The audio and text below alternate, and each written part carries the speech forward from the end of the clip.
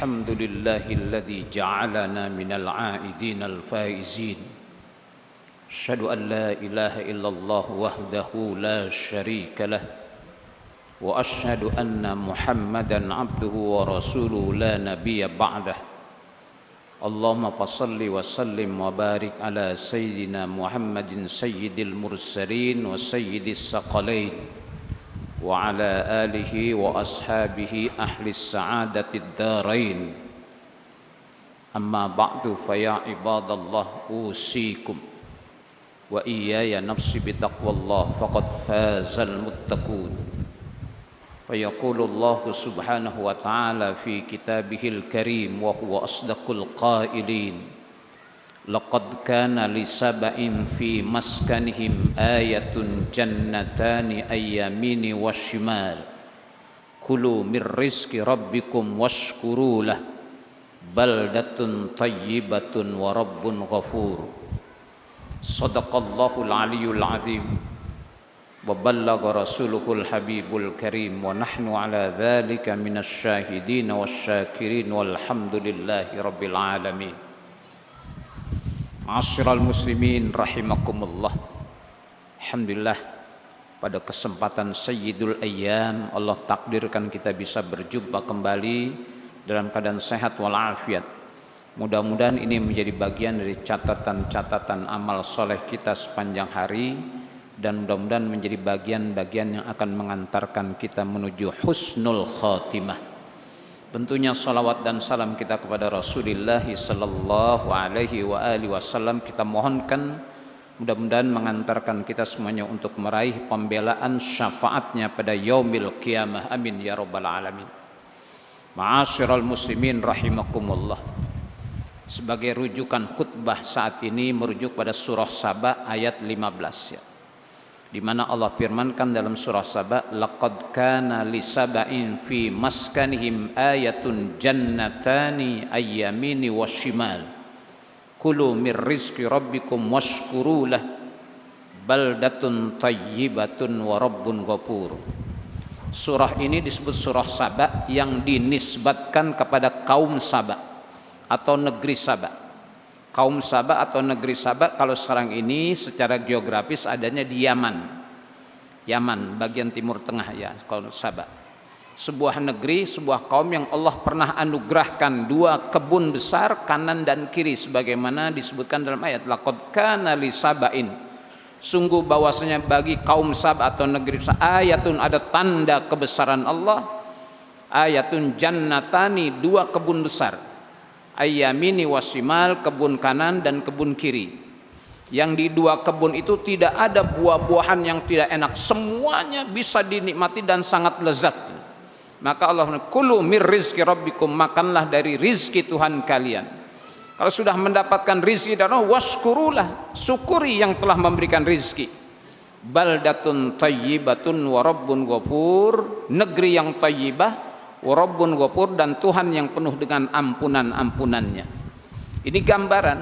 Ayat selanjutnya menggambarkan karena kekufuran kaum Saba terhadap nikmat Allah, maka Allah balik tuh nikmat kebun besar menjadi buah-buahan yang sangat baik dan tidak nikmat.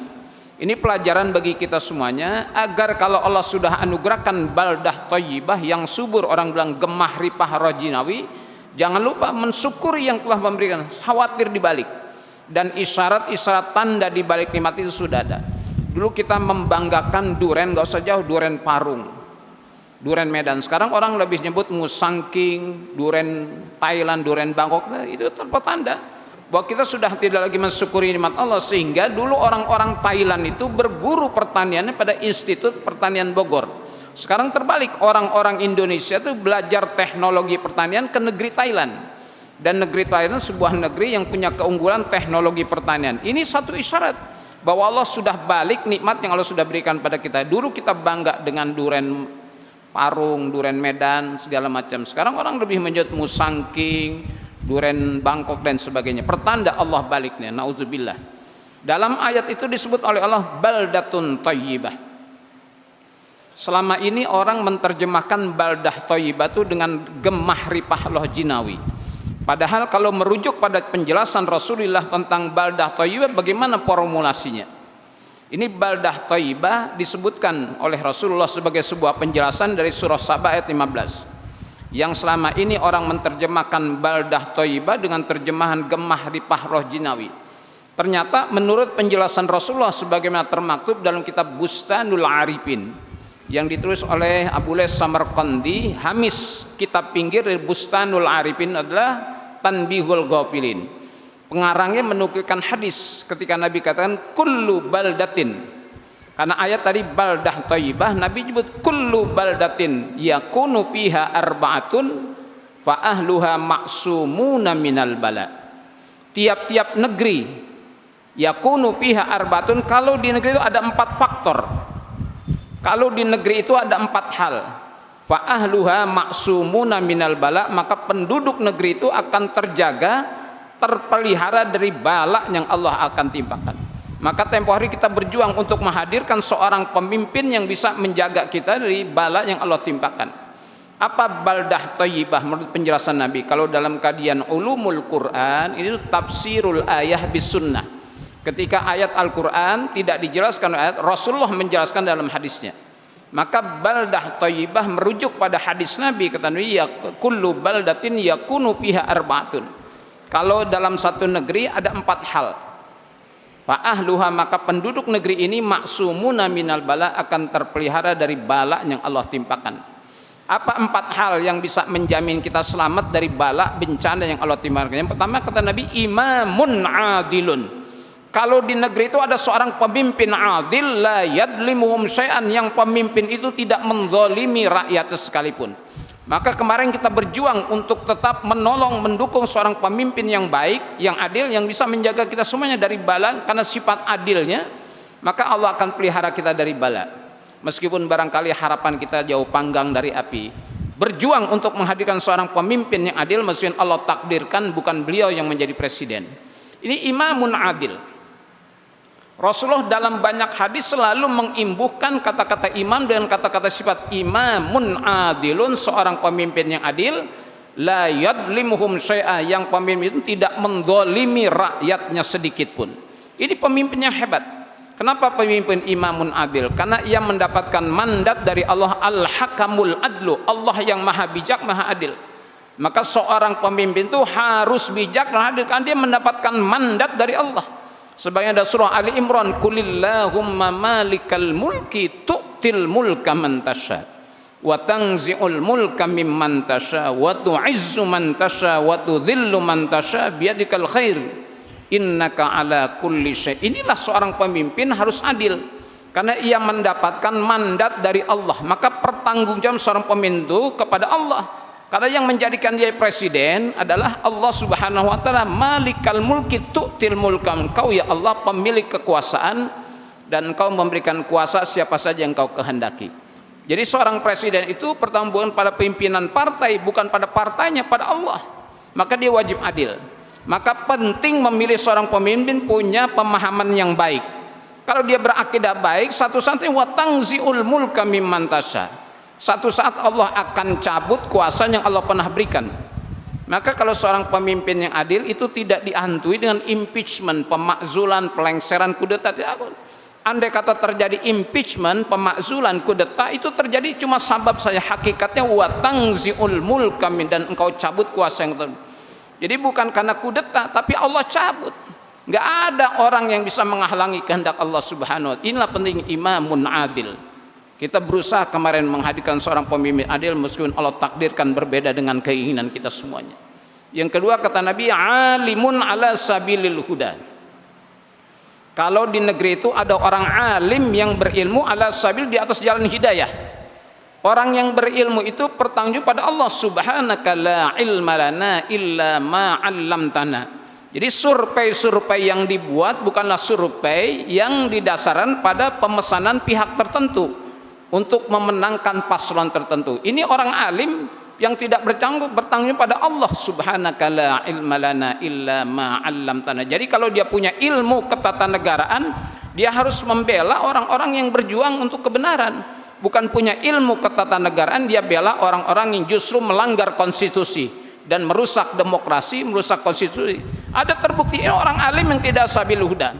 Kalau Indonesia ini diisi oleh orang-orang yang model kayak gini, siap-siap kita menerima balaknya Allah Subhanahu wa taala. Maka kalau dia seorang pengacara, kliennya tidak dijadikan sapi perahan.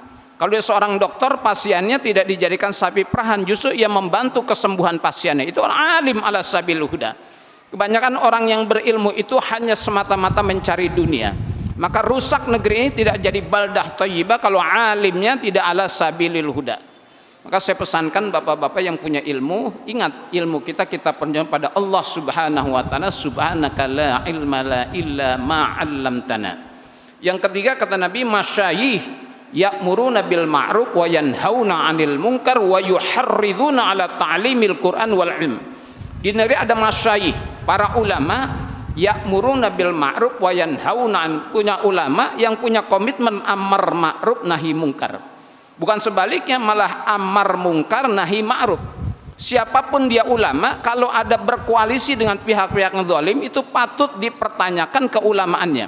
Mau dia habib, mau dia kiai, mau dia gus, mau dia ajengan, kalau ada berpihak kepada pihak yang zalim, itu bukan ulama. Ya, bahkan yang ditakutkan oleh Rasulullah, inna akhwafa ma akhafu alaikum min ghairi dajjal ulama usu.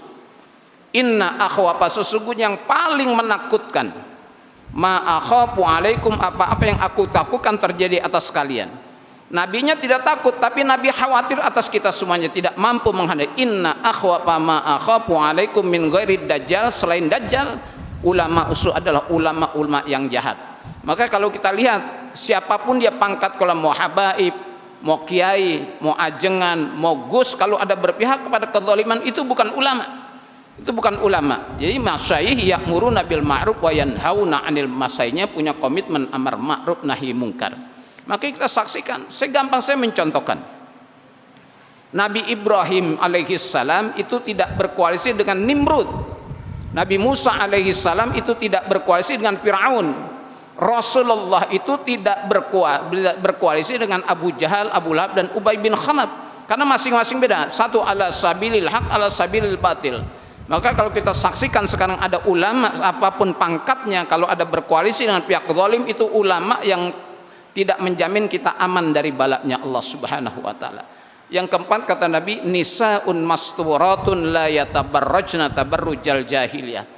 Kalau di negeri ini nisaun, perempuan masturat, tertutup auratnya. La yatabarrajna tabarrujal jahiliyah, yang tidak berperilaku dengan perilaku jahiliyah. Maka saya pernah sampaikan kepada seorang mantan, sayangnya sudah mantan pejabat beliau. Sekarang di Indonesia ini naib. Setiap kali ada muncul kata-kata syariah, ada stigma negatif radikalisme.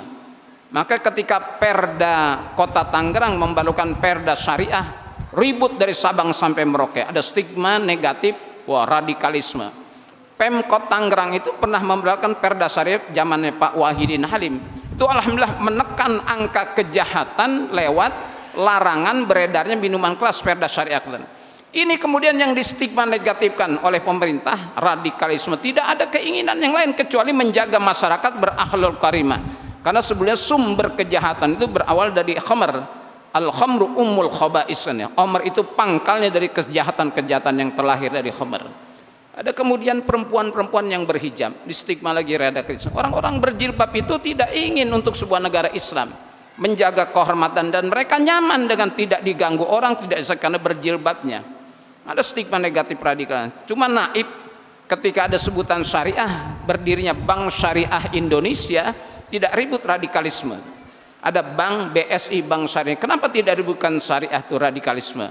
Wajar saja, karena ada keuntungan secara ekonomis, ada uang yang bisa dihasilkan, maka tidak diributkan radikalisme. Ini namanya standar ganda.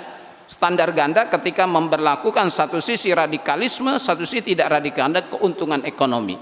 Maka empat hal inilah yang kemudian menjadi formulasi daripada baldah thayyibah. Ternyata baldah thayyibah itu tidak diartikan dengan gemah ripah. Semuanya hadis itu merujuk pada etika moral. Maka berbangsa, bermasyarakat harus dasari moral dan moral agama. Kalau ini kehidupan bangsa dan negara tidak dasari moral agama, hancur, dan siap-siap kita menjaga menghadapi bala yang Allah akan timpakan.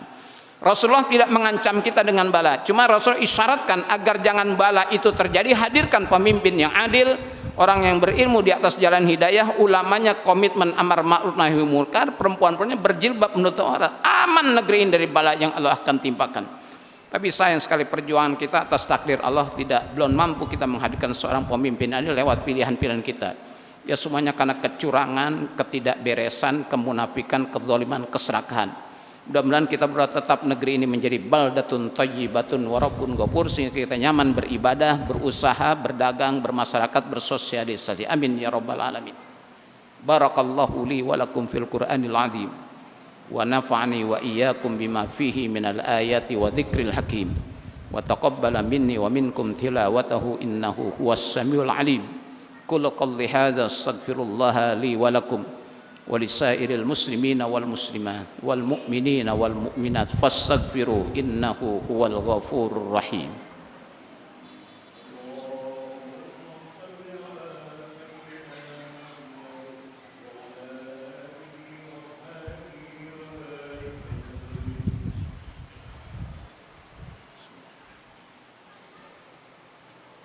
Alhamdulillahil kabiril muta'al al-munfarid bil 'azamati wal jalal al-mutawahhid bi istihqaqi nu'util kamal. Allahumma shalli wa sallim wa barik ala sayyidina Muhammadinil hadi minadh dhalal wa ala alihi wa sahbihi alladhina yattasifuna bi mahasinil akhlaqi wal a'mal. Amma ba'du fa ya ibadallah usikum wa iyaya nafsi bitaqwallah faqad fazal muttaqun. Fayaqulu Allah subhanahu wa ta'ala fi kitabihil karim wa huwa asdaqul qailin innallaha wa malaikatahu yusalluna 'alan nabi ya ayyuhalladzina amanu sallu 'alaihi wa sallimu taslima. Allahumma fassalli wa sallim wa barik ala sayyidina Muhammad wa ala ali sayyidina Muhammad wasallim wa radiyallahu an kulli sahabati rasul ajma'in wa anil khulafa'ir rasyidin Abi Bakri wa Umar wa Utsman wa Ali wa an baqiyatis sahabati wat tabi'in wa tabi'it tabi'in wa alaina ma'hum bi rahmatika ya arhamar rahimin. Allahumma ighfir lil muslimina wal muslimat wal mu'minina wal mu'minat al ahya'i minhum wal amwat innaka sami'un qaribun mujibud da'awat wa ya qadiyal hajat bi rahmatika ya arhamar rahimin. Allahumma ij'al hadzal balada amina warzuq ahlahu minas samarati man amana minhum billahi wal yaumil akhir. Rabbana la tadar ala Indonesia lisyuyu'ina dayyara. Rabbana la tadar ala Indonesia lil makirin adh-dhalimin al-khainin al-kadzdzabin ad-dayyara. Allahumma dammirhum tadmira wa ahlikum kullal halak wa ahlikum kullal halak. Allahumma ahlikil kafarata wal musyrikin adh-dhalimin al-khainin as-suyu'in. Allahumma dammirhum tadmira wa ahlikum kullal halak. Rabbana atina fid dunya hasanah wa fil akhirati hasanah wa qina adzabannar wa adkhilnal jannata mal abrar ya azizu ya ghaffar ya rabbal alamin. Ibadallah, innallaha ya'muru bil 'adli wal ihsan wa ita'i dzil qurba wa yanha 'anil fahsya'i wal munkari wal baghi ya'idzukum la'allakum tadhakkarun fadhkurullaha al-'azima yadhkurkum washkuru 'ala ni'amihi yazidkum wa la dzikrullahi akbar.